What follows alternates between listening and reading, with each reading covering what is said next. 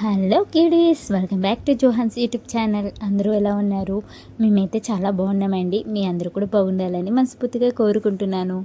మన వ్లాగ్స్ మీకు నచ్చినట్లయితే సబ్స్క్రైబ్ చేసుకోండి, లైక్ చేయండి, కామెంట్ చేయండి అండ్ మీ ఫ్రెండ్స్కి రిలేటివ్స్కి అయితే షేర్ చేయండి అండ్ సపోర్ట్ చేస్తారని మనస్ఫూర్తిగా కోరుకుంటున్నాను. అండ్ మీరు చూసినట్టయితే ప్రీవియస్ వ్లాగ్లో నేను జర్నీ వ్లాగ్ పెట్టాను కదండి, ఊరు వెళ్తున్నానని చెప్పేసి. బట్ ఈ ఎండలకి నేనైతే ఎక్కువ రోజులు ఉండలేకపోయానండి. వెళ్ళడానికైతే 1 మంత్ ఉందామని వెళ్ళాను కానీ బట్ నా వల్ల కాలేదు ఎండలకి. ఇంక అందుకని ఒక 5 డేస్లోనే మళ్ళీ రిటర్న్ బ్యాక్ అయిపోయాను. వచ్చిన తర్వాత మా హస్బెండ్ ఇల్లుని పెట్టిన విధానం చూస్తే కళ్ళు తిరిగిపోయినాయండి. మైండ్ బ్లాక్ అయిపోయింది. ఎందుకంటే అంతా చండాలంగా ఉండిపోయింది ఇల్లంతా. సో రాగానే ఫస్ట్ బెడ్రూమ్ కాదు, హాల్ అయితే క్లీన్ చేసేసానండి. ఎందుకంటే మీరు చూస్తూ ఉంటారు కదా, నా మెయిన్ డోర్ తీయగానే ఫస్ట్ హాలే ఉంటుంది.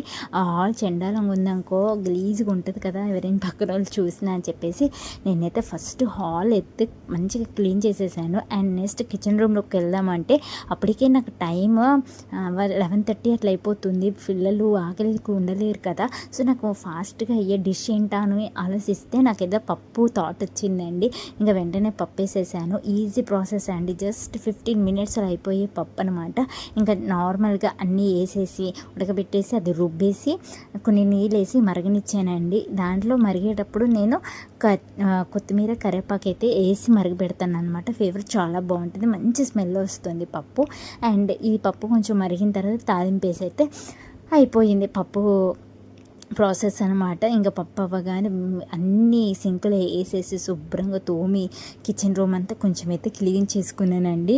తర్వాత బెడ్రూమ్లోకి వచ్చి బట్టలు మడత పెడదాము అనుకుంటే మా పాప అస్సలు మడత పెట్టనివ్వలేదు.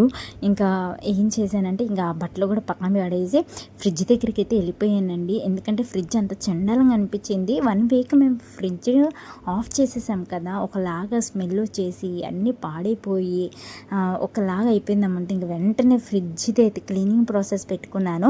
ఇంకా దీనిలో ఉన్న బాక్సెస్ అన్నీ తీసుకెళ్ళి బయట పెట్టేసి అన్ని కొంచెం నీళ్ళలో నానబెట్టి అవన్నీ మురికిపోయేదాకా ఉంచి తర్వాత ఫ్రిడ్జ్ని అయితే క్లీన్ చేసుకున్నానండి. ఆ క్లీనింగ్ ప్రాసెస్లో నేనైతే కొంచెం నిమ్మరసము అండ్ చిన్న సాల్ట్ అండ్ ఫ్రిడ్జ్ క్లీన్ చేసే లిక్విడ్ ఉంటుంది కదండి, ఆ లిక్విడ్ అయితే నేను కొంచెం చిన్న వేసుకుని క్లీన్ చేస్తే ఈజీగా మురికైతే పోయిందండి. ట్రస్ట్ మీ, నిజంగా చాలా ఈజీగా పోయిందనమాట నాకైతే.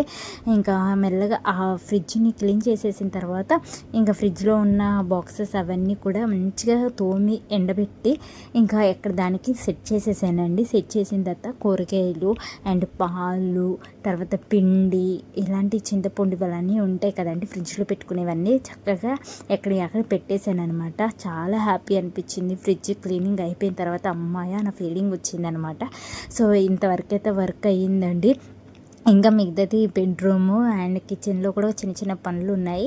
అవి నెక్స్ట్ వ్లాగ్లో మేము చూపిస్తానండి. ఇక్కడైతే నైట్ టైం ఇంకా మా పిల్లలకైతే పాలు ఇచ్చేసాను. ఇంతట్లయితే అయిపోయింది. ఇదేనండి మన వ్లాగ్. నచ్చినట్లయితే సబ్స్క్రైబ్ చేసుకొని లైక్ చేయండి, షేర్ చేయండి, కామెంట్ చేయండి అండ్ మన వ్లాగ్స్ మీ ఫ్రెండ్స్కి కూడా షేర్ చేస్తారని ఆశపడుతున్నాను అండ్ సపోర్ట్ చేస్తారని ఇంకా ఆశపడుతున్నాను. ఇంతేనండి మన vlog and thank you for watching.